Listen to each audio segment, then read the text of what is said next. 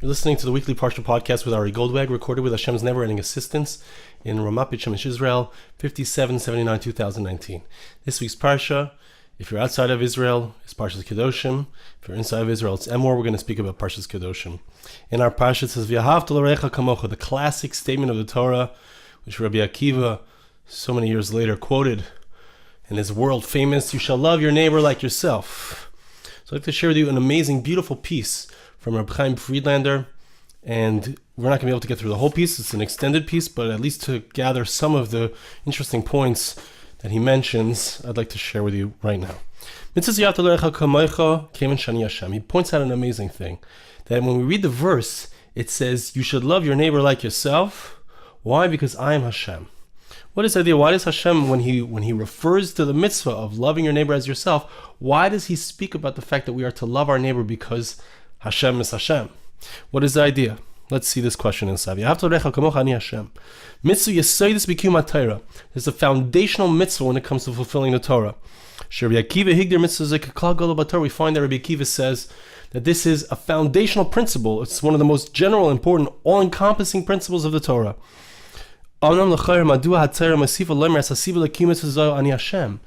The Torah says you should keep this law. You should love your neighbor as yourself. Why? Ki ani Hashem, because I am Hashem. What is the idea of that? This is a mitzvah that people fulfill because we understand. It's something that's understood. It makes sense. It's something which is appropriate and correct to love other people. This is a commandment which even the nations of the world accept upon themselves, and they feel that they're important, that it's important. In order for there to be proper order in the world, that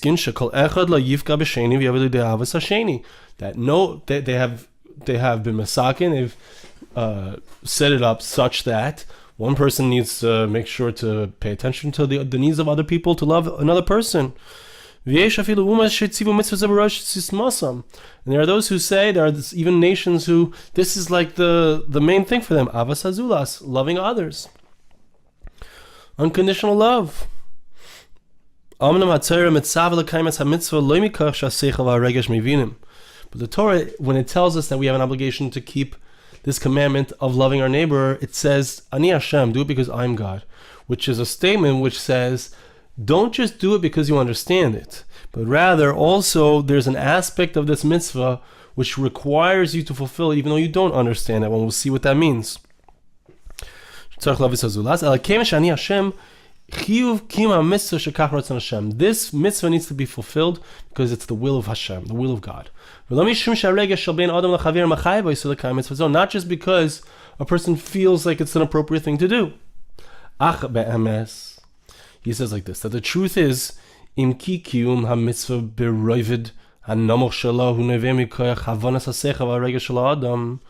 lowest level of fulfillment of this commandment, on the lowest level of loving your neighbor as yourself. So there's an aspect of doing it, right, based on our intellect, because it's something that we feel that it's the right thing to do. But there's a deeper level, and that is loving someone else as oneself. Right? That is a level which is not per se attainable if we just go with our intellect and we just go with our emotions. So this is a mitzvah that can only be fulfilled at its deepest level because God has commanded it. This idea, because this was a command of the Creator. Okay, so we have an aspect of loving someone else. That's something we understand. We need to love others. But to love somebody else as myself, to consider another person a part of me, of an extension of myself, that is a deeper level. Chazal Amru, our sages say, very interesting. He gives a beautiful touch, a beautiful explanation of the story with Hillel and the Ger. Right? We know this story, many people know this story. A particular non-Jew came to Hillel, and he said, he said, I want you to convert me to Judaism and teach me the entire Torah while standing on one foot. Okay, so in other words, he wanted an encapsulation of the entire Torah.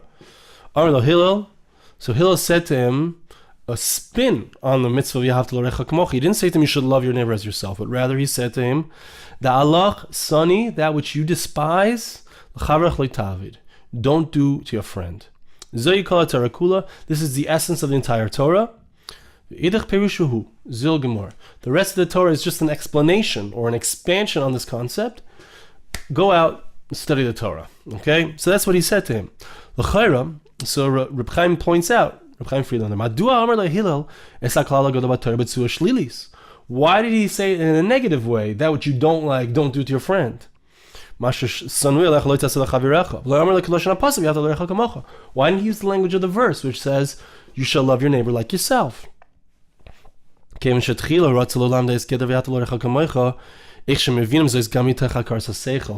he explains it beautifully. He says that Hillel, when he wanted to explain to the ger the idea that he's teaching, that what is the essence of the Torah, it's the concept of loving your neighbor. So he wanted him to understand it on an intellectual level, on the most basic level, an emotional level. We all understand that we shouldn't do to somebody else what we don't like. That's something that anybody can understand, but that's the lowest level. That's before Ani Hashem. Yahavta l'orecha kamocha, Ani Hashem, you should love your neighbor as yourself, I am God. That's a higher level. Right? This lowest level is don't do something that you don't like to somebody else. That's something which is emotionally and intellectually makes sense. Even the mind of a person who is coming to convert to Judaism, who may not be as sharpened through Talmud study, let us say. So it's something that even such a person can understand. That people understand intellectually that this has to be the laws, the rules of social interactions, that if it's not good for you, don't do it to somebody else. And afterwards, when he becomes a ger, when he converts, then he will learn the higher level, which is involved in this commandment in a positive fashion, not just a negative fashion. Love your neighbor as yourself. To love somebody else like yourself, literally. This is something that's beyond what we normally understand. Right? What is the idea? Fulfilling the commandment of loving somebody else like yourself. There are many times where it's only possible to reach such a level of loving somebody else like ourselves. That's only possible to do when we know Hashem has commanded us to do this. But he says that we need to understand. If it's true, like we're saying, that the perfection of this mitzvah, the higher level, the lofty level of this mitzvah, is to love others like ourselves because God has commanded us. This is something that we wouldn't per se understand with our intellect and with our emotions. How is this called loving your friend then? If I only love somebody else because God commanded me to love them, there's something missing in my sincerity, there's something missing in my love. However, right?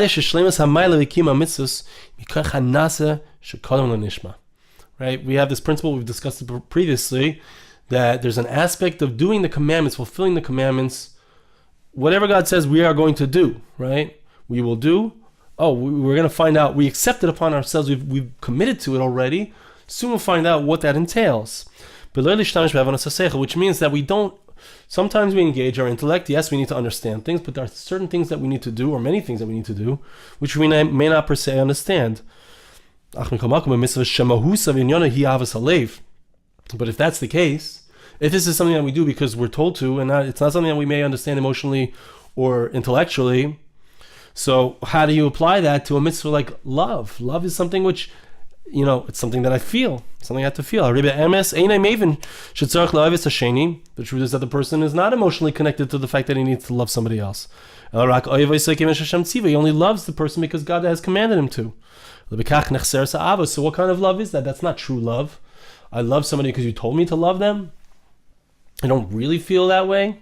That's not true love. So how do we understand this? So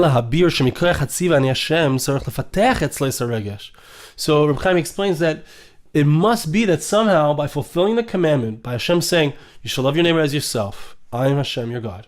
Now you're to do this, now you're obligated to love a person even when you wouldn't have normally done so.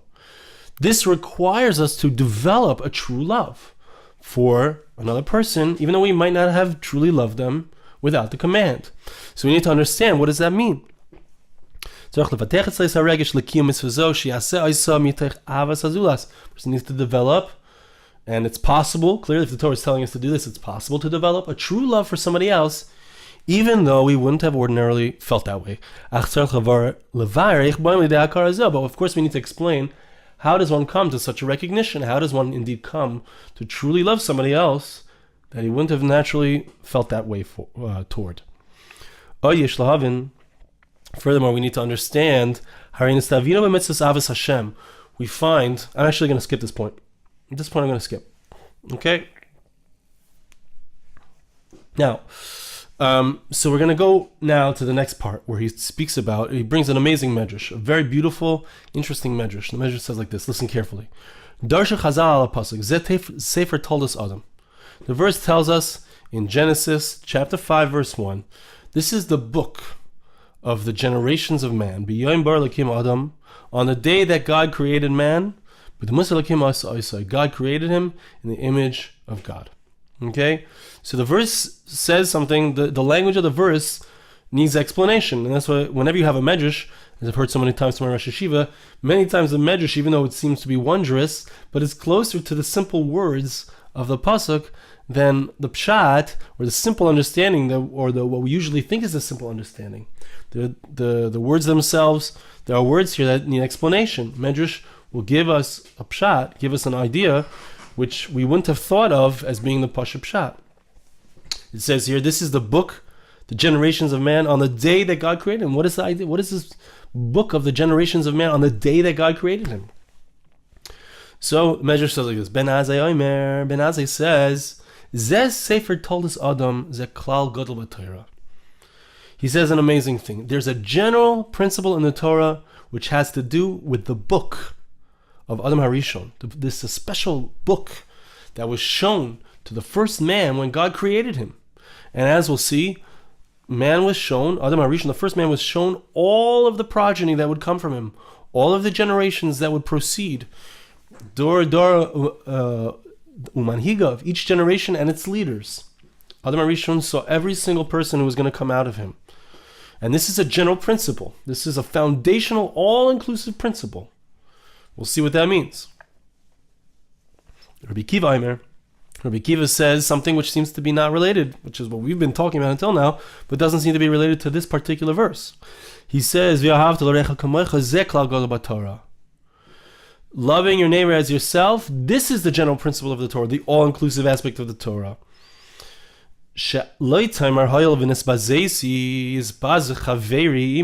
Person shouldn't say, look, that person insulted me, let him be insulted alongside me, let me insult him back. Since I've been cursed, let him be cursed with me. No. This is where we get the beginnings of the Hezbollah, understanding what does it mean, what's a deeper level that we wouldn't have thought. Means love your neighbor as yourself. You should consider him as yourself. And therefore, just like if, let's say, a person would have a child or somebody who's very close to him, a student who he loves very much, who loves like himself. So the level, if he would be insulted by that person, he wouldn't want to get in a come. He wouldn't want to get revenge on that person because he feels so close to that person. He might be upset, but he wouldn't want to cause him embarrassment or cause him or curse him. Rabbi Kiva says that's how we need to feel about all other people. That's the kamoicha. I need to love another person like myself. Rav Tanchuma ends off the medrash with a third point. Amazing thing. He says, if you indeed insult somebody who has insulted you, you should know that the person that did this thing to you, this negative thing to you, that you are now insulting in return, he was created in the demus of Hashem, in the image of God. So a person needs to keep in mind that if someone insults me, if someone has done something wrong to me, But he is created in the image of God, and I need to focus on the fact that he is created in the image of God and not get him back, and not take revenge on that person. Amazing thing. Okay, so those are the three different concepts, the three different aspects which seem to be unrelated. One has to do with the book that Adam saw of all the different people that would exist throughout time.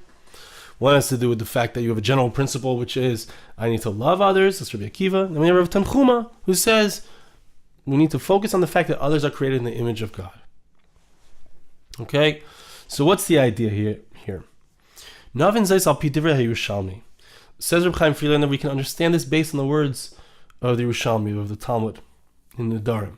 Perek Tes, Halacha Dalet. Ksiv lo yisikam lo yisitar b'nei amecha hechavida. The verse says, excuse me, that we are not to take revenge on other people.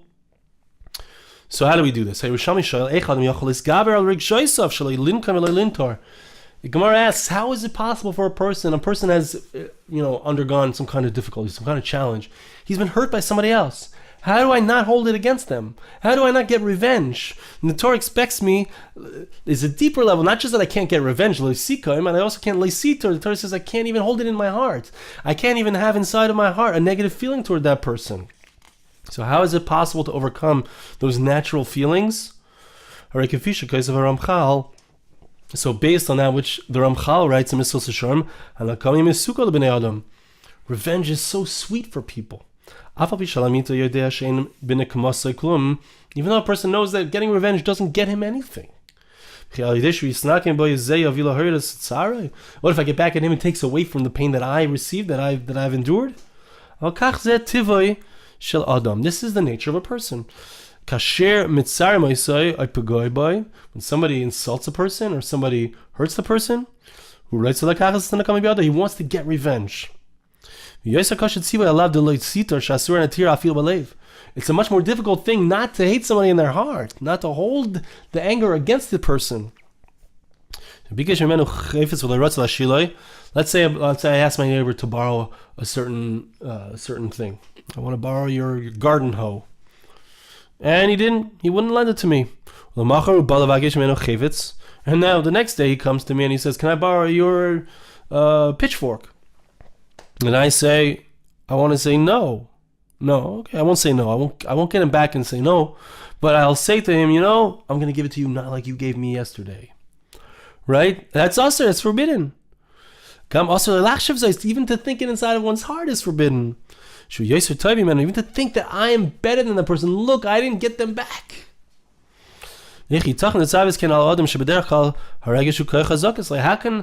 Torah expect that of us? It sounds impossible. It sounds too difficult to be able to fulfill.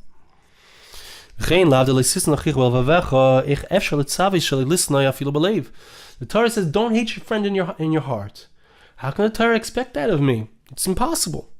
That he says that the answer is that somehow through the ideal fulfillment of the obligation of loving our neighbor as ourselves, it's possible to overcome this. If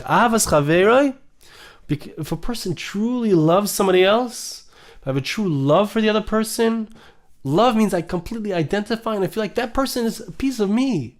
I don't feel like we're two different people. I feel like we're one person. And just like when I do something wrong myself, I don't get upset at myself. Maybe I do get upset, but I don't hate myself. I don't want to get revenge at myself, but rather I have patience with myself.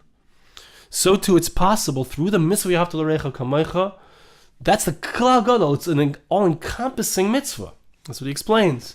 V'ahavta l'recha kamocha includes so many other outcroppings of it, because if I properly can fulfill V'ahavta l'recha kamocha, somehow, if I can get to that level of loving another person like myself, which is not a natural thing, which is not something that I understand intellectually, intellectually and emotionally. What do you mean? He hurt me, I'm going to hurt him back.